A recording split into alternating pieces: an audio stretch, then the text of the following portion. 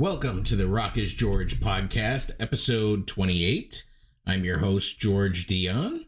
Thank you for tuning in through anchor.fm/rockisgeorge or on your favorite podcast streaming platform. You can also check us out on YouTube. Head to our website, rockisgeorge.com, and click through the link. I got another great interview for you with episode 28. Seattle guitarist Rick Pierce. Rick started out in 1979 with the legendary Seattle act TKO. Their debut album, Let It Roll, is a hidden classic. Rick moved on to form his own band in 1984 called Q5, along with Floyd Rose. That name may sound familiar because Floyd Rose invented the tremolo bar system on electric guitars.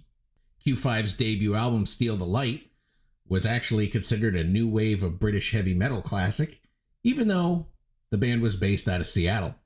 They followed up that album in 1985 with When the Mirror Cracks. It was a little more polished, had a little more keyboards, kind of more indicative of the times. Q5 broke up not too long after the release of the album. Rick Pierce moved on to form Suicide Squad with former TKO singer Brad Sinsel.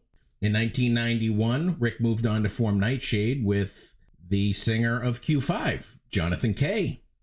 They released a couple albums under the Nightshade banner before Q5 reunited in 2016 for the release of their album New World Order. Rick's going to kind of talk about why Q5 didn't progress from there. He's going to talk a little bit about probably why Nightshade hasn't put out an album since 2007.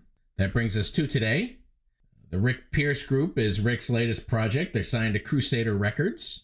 They have a full-length album coming out hopefully in spring of 2022 here. They've released a couple of singles to kind of whet your appetite. The song TikTok and Brick by Brick. Rick's going to talk a little bit about how those songs came together.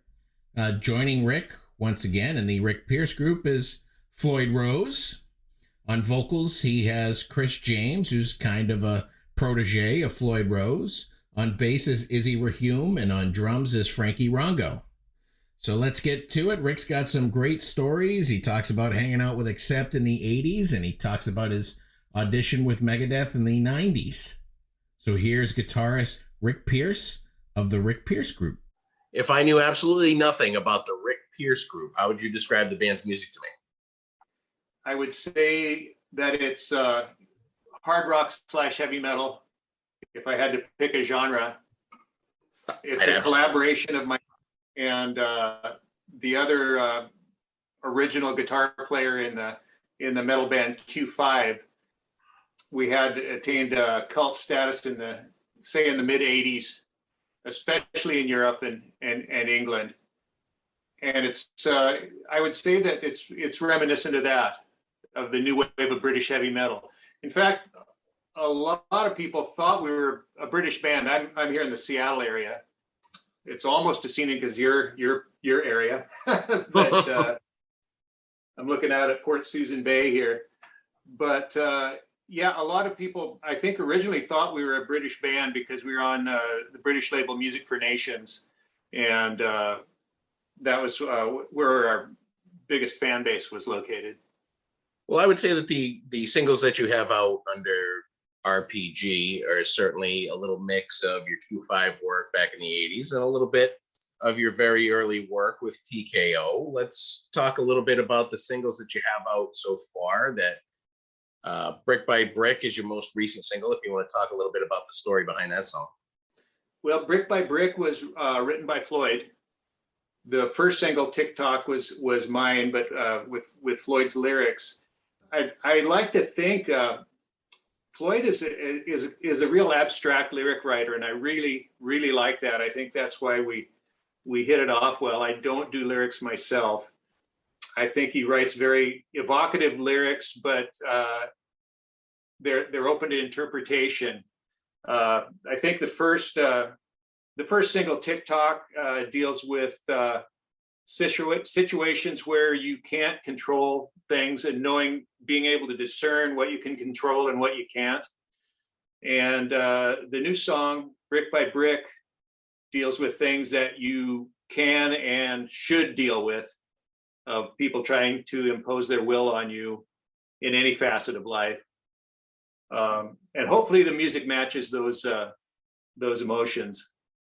So you've got singles out right now. Has COVID lockdowns pretty much delayed the full album? Because I saw a posting a while back on your social media that said there would be a full album in 2020.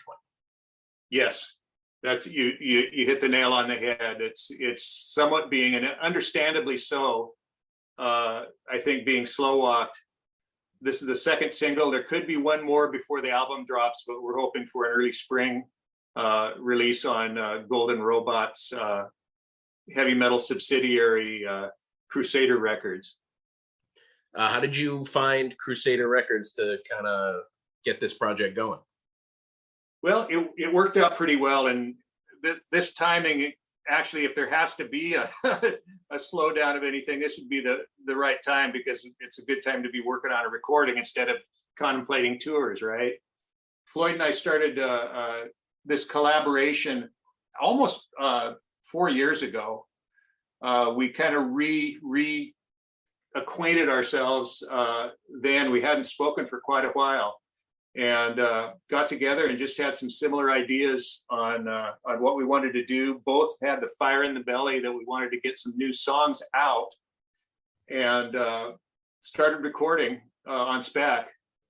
I live up here in the Seattle area. I have a studio up here that I use. Floyd had a studio down in Del Mar, California. So happily, we started the sessions down there in the nice weather and by the beach. And we demoed the songs up. Actually, Floyd was singing at first on the songs, and we enlisted his protege, Chris James, on vocals, who's just a powerhouse. I'm really, really thrilled with Chris, and demoed these songs, and I was shopping them to labels that I knew of.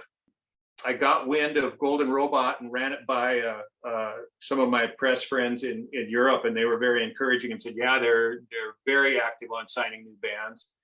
So just took a stab at contacting Mark Alexander Herbert with our demo, and right away we were signed.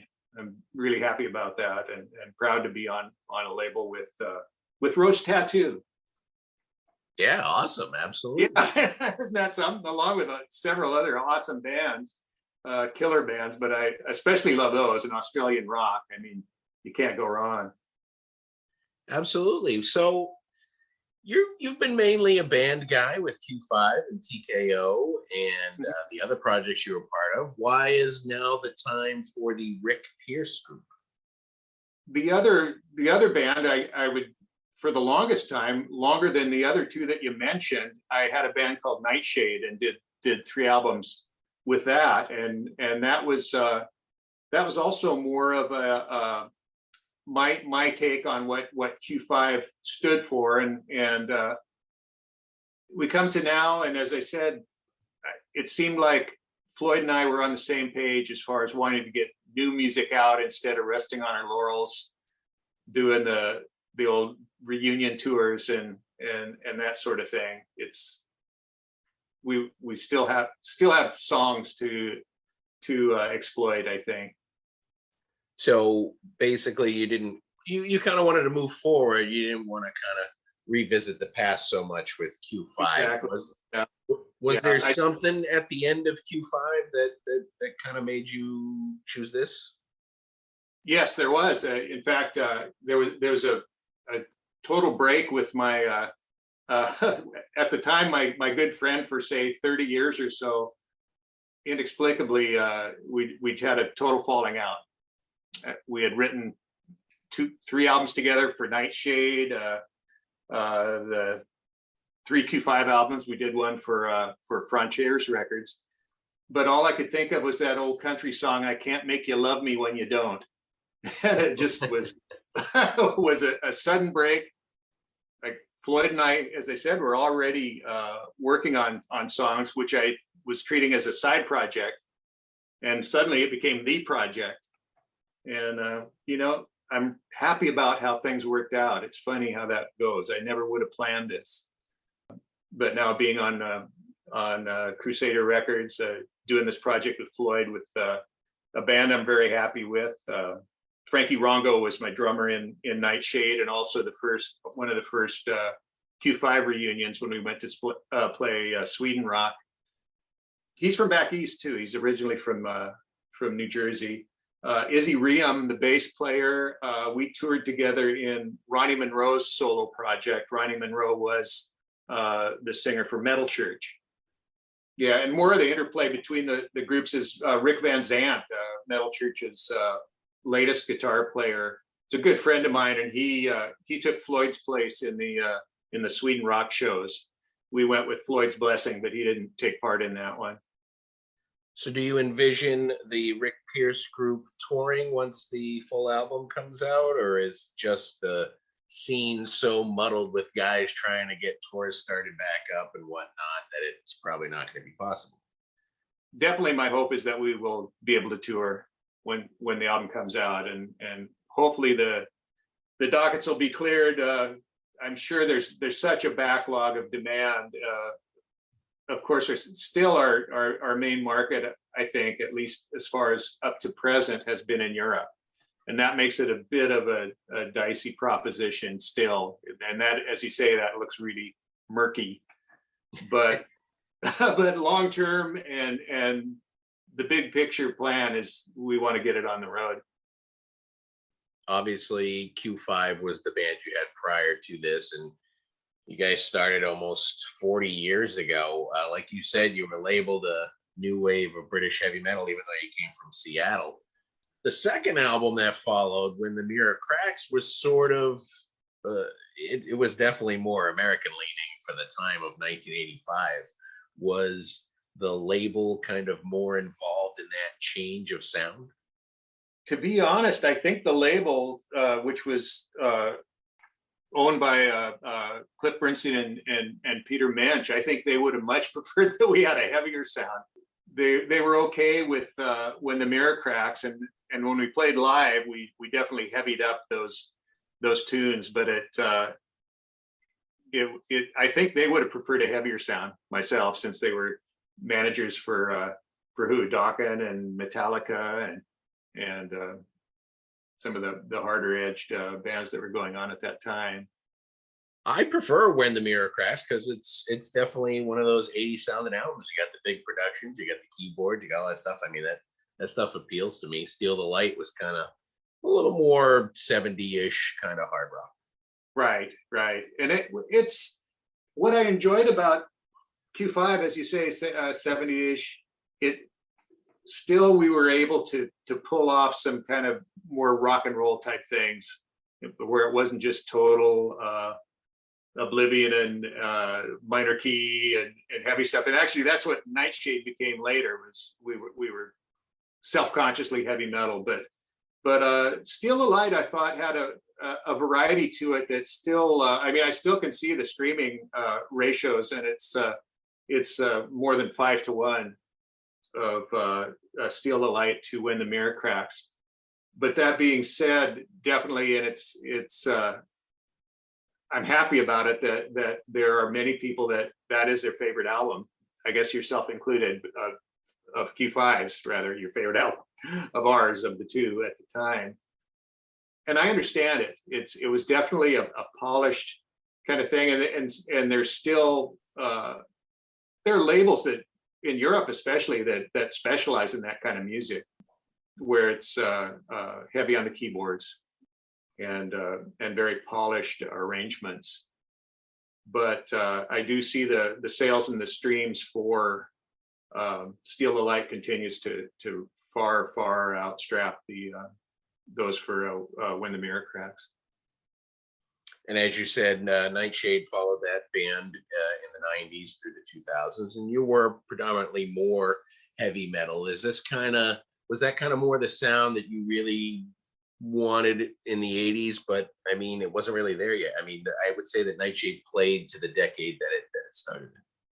Yes, yeah, I would definitely say that. And plus, the Nightshade was just a 4-piece, so it was more of myself being able to provide the direction for the group.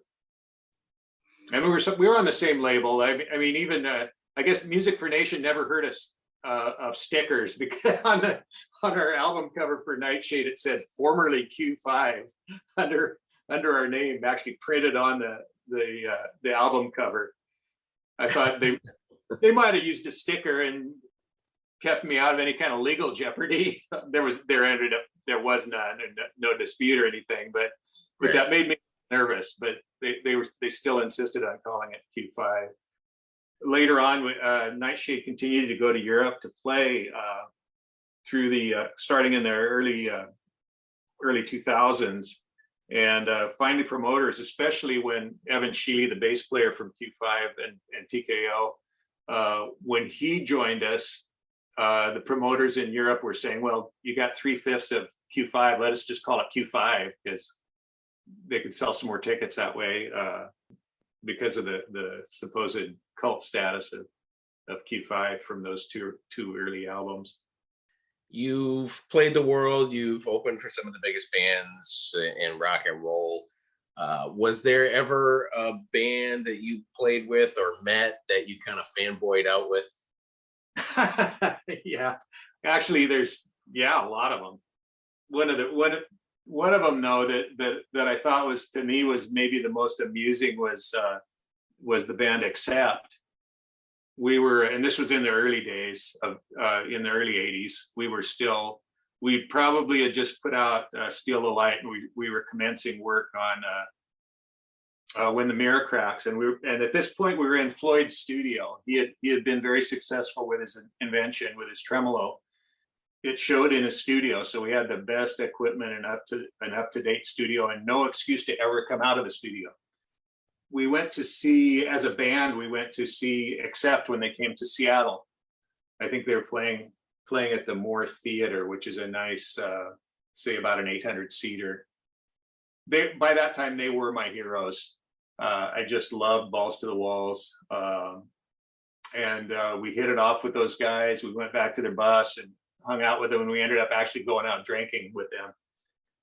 The ironic thing, though, to me is, by this time, Floyd had become quite the golf aficionado, and our drummer Gary was also doubled as the engineer at that time in Floyd's studio. As we were in the studio, all they could talk about was golf, golf, golf, golf. And that's fine, you know. I guess it's great. They really seem to have fun with it. But the non-golfing faction in the band, we started kind of sniping at them. It's like, golf, there's nothing less heavy metal than golf. What are you guys walking around and, hitting this and that, and walking around in the grass, and we're heavy metal musicians. And so with that as a background, we went out drinking with Accept, and we were at a bar down in Pioneer Square in Seattle, and getting hammered, but just having a great time. I remember we were buying, so Udo was ordering the most expensive drinks, the Grand Marnier and whatever. It was like he was actually saying, I think, what's your most expensive drink? I'll take that. So that was cool. And I was sitting with Udo, but the rest of the band, I kid you not, all they could talk about was golf. Somebody took them golfing down at Here My Heavy Metal Heroes. And they're still wearing all their stuff, the spikes and the studs and the leathers, and all they could talk about was their golfing trip down in Southern California the day before. So I guess you got to be careful when you meet your your idols, but they're still my idols, I got to say. But I thought that was kind of funny that they had the golf bug too. Floyd is still an avid golfer. So I'll teach them about it, because I've assiduously avoided it. I'd probably have fun with it, but at this point, it's just too late. I'm committed. The 80s, a lot of bands, they went through their turmoils. You guys went through your turmoils and stuff like that. Did any band ever reach out to you to audition for their band? Yeah. Most of those bands didn't go 30 years before having their turmoils. But yeah, actually, I had a good friend on the road with TKO that was a publicist for Heart, And he went on to become a very, very important person in the Seattle music scene. His name is Kelly Curtis. He ended up being the manager for Soundgarden and for Pearl Jam. But at the time, he got me some auditions when Q5 first dissolved, and I did have an audition with Megadeth, and I was supposed to get one with Armored Saint, and they reached out too, because Kelly was friends with their manager at the time. When Dave Mustaine's book came out, I ran to see if he said anything bad about me, because he did. There was a whole chapter about the guitar auditions. I was in awe of what they were doing, and I actually did get to go play with them. So that was pretty cool that I made it that far. I browsed in the bookstore. I was browsing in his book to see if it mentioned anything about that idiot guy. But no, he did mention some people in a kind of a droll way, but he spared me any comments in that. Excellent. Obviously, I didn't get the gig, but Right. I was in there swinging. Besides the Rick Pierce group, are you working on any other musical projects? It seems everybody's got their hands in many fires. That's true. That now this is the main deal right now, but I have on again and off again, mostly on lately. Been collaborating with Brad Sinsel, ex of TKO and War Babies, and actually I did a one-off album with him back in the '80s that I'm very fond of, called Suicide Squad. Great album. I listened to it last night. Oh, thank you, George. Appreciate it. I'm an occasional member of Brad's permanent side project, Angels of Dresden, and have contributed there.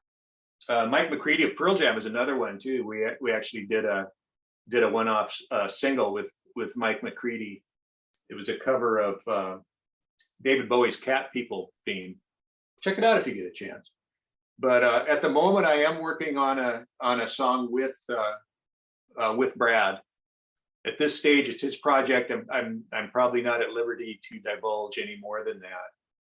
My final question to you would be, you obviously came from the Seattle music scene much before the 90s bands that have Seattle tied to them, like Pearl Jam and Soundgarden and those guys. Do you think it's fair that those guys are most associated with the Seattle music scene when guys like you came first?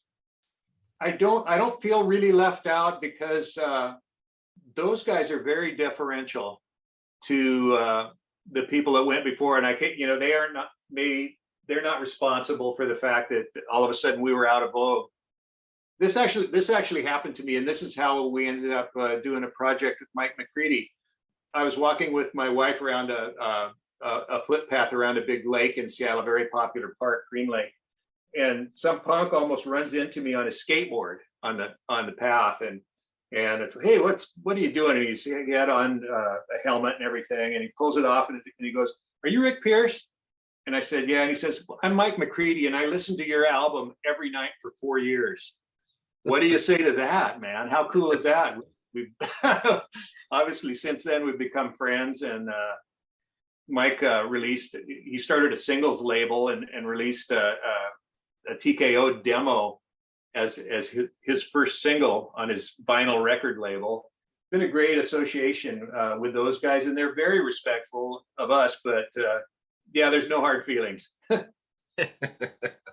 Well, that's good. And the new singles you have out, they sound great. I'm looking forward to the full album. Do you have a title for the full album yet? I think we'll just name it after one of the songs. So it could be Brick by Brick or TikTok, either one of those. Or the short answer is no, we haven't figured out a title. But I'm really excited about it. There's some actually even heavier stuff than what we've released so far, but there's also some more variety too. It's been a real adventure. I think bouncing ideas off each other with Floyd and I, it's better than a sum of its parts. So I'm really excited about what's coming out. Excellent. And I think people will be excited about this, and I wish you the best of luck. And that's all I have for you today, Rick, and I appreciate you coming on the podcast. Thank you very much for having me, George. Once again, I want to thank Rick Pierce for coming on the Rock is George podcast. Be sure to check out his current singles out on Crusader Records, TikTok, and Brick by Brick. From what I'm hearing from the singles, it sounds like the full album's going to be a great rock and roll classic. I want to thank Dustin Hardman of Hardman Promotions for setting up the interview. I want to thank you for tuning into the Rock is George podcast. You've been great. I've been George Dionne, and I'll see you again soon.